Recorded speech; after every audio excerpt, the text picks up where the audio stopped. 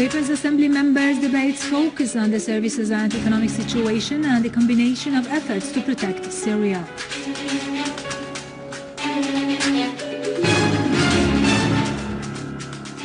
Iran reiterates the need of dialogue to solve the crisis in Syria.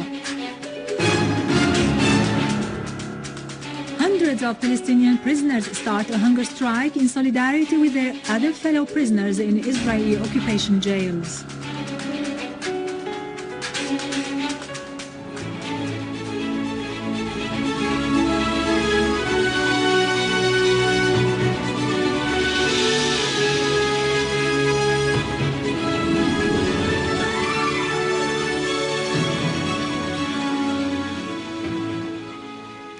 Good afternoon, I am Irado Krikorian from the News Center in Damascus.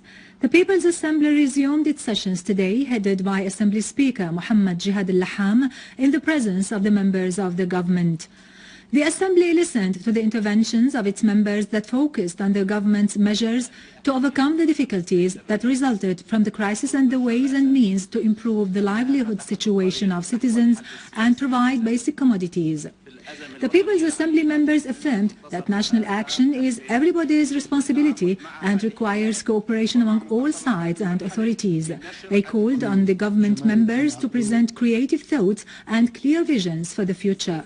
The Assembly members also affirmed that earnest dialogue should start from the smallest administrative unit in a manner that excludes no one. They pointed out that any national dialogue conference should include all political factions, including the People's Assembly members who represent the people as a whole.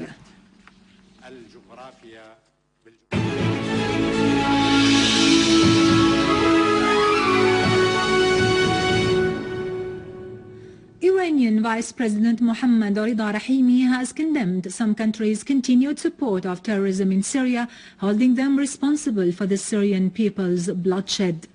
During his meeting with the Syrian ambassador to Tehran, Adnan Mahmoud, Rahimi stressed Iran's stand on Syria's side and its intention to offer all forms of support to it in the face of the enemy's schemes. He added that terrorists and their supporters would be defeated and the economic pressures would fail as the two countries enjoy the strongest willpower in enhancing the ingredients of steadfastness to confront the unjust economic blockade. Rahimi reiterated his country's full rejection of any form of foreign intervention in Syria's affairs and of the policy of dictates and pressures practiced by Western powers against Syria and the region.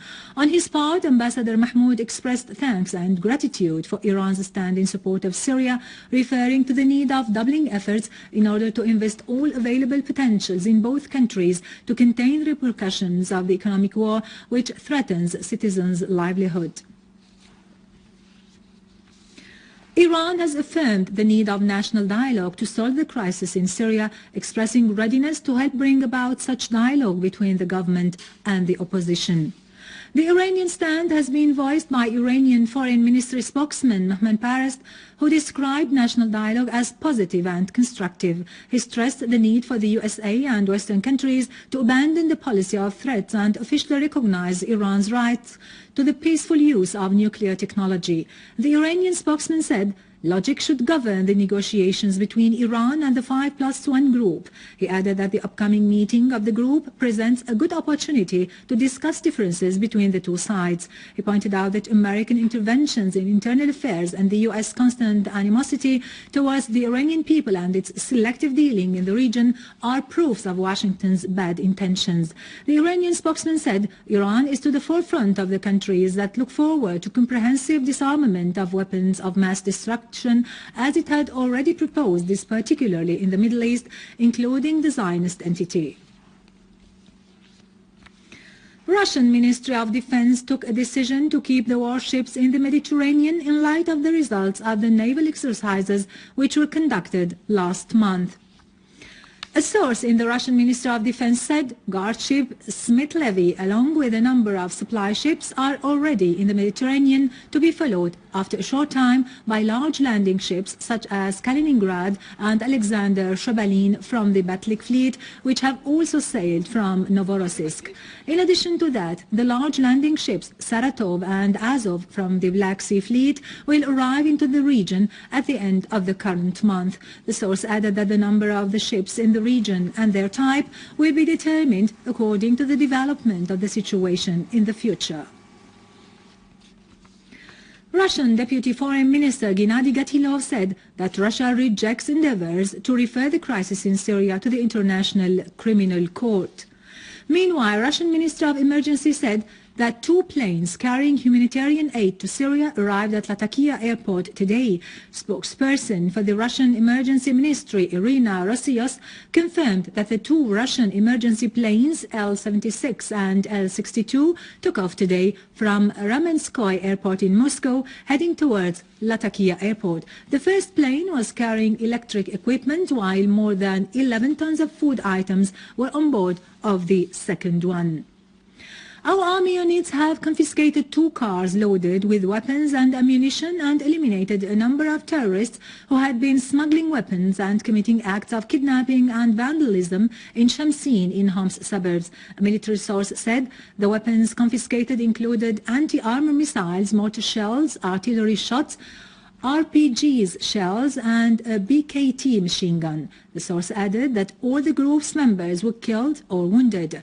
Meanwhile, our army units continue to pursue terrorists in eastern Al-Buwaida, Al-Amiriya, Tal Al-Ghar and Ain Hussein, destroying their hideouts. Moreover, an army unit and borders guards have thwarted an attempt by a terrorist group to infiltrate from Lebanese territories at Idlin site in Tal Kalakh suburbs, killing and wounding a number of its members.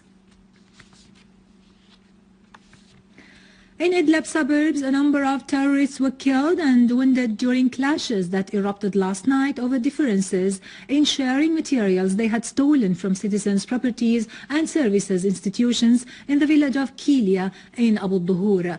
The fighting continued for more than 2 hours, during which the terrorists used machine guns and bombs. 3 leaders of the terrorist groups were killed. On the other hand, an army unit eliminated terrorist gatherings in Kafarhaya, Al-Shaghr, Al-Shnan in Idlib suburbs, destroying 6 vehicles equipped with machine guns. Another army unit also killed several terrorists in Mar'an in Idlib suburbs.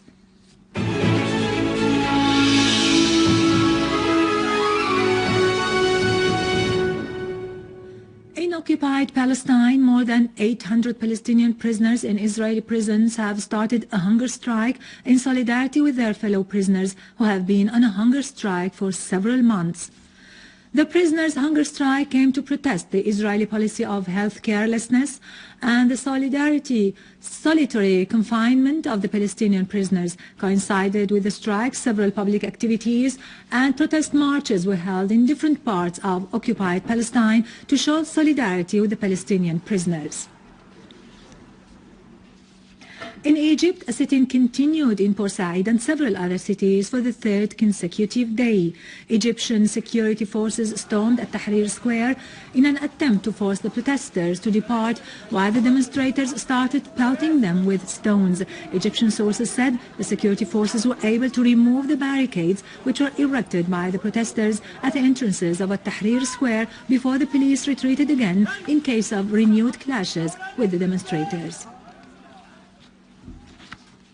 With this, we end our news for today. Thank you for watching. For more news about Syria and the region, and to view this bulletin again, you can always visit our website in English, syriaonline.sy.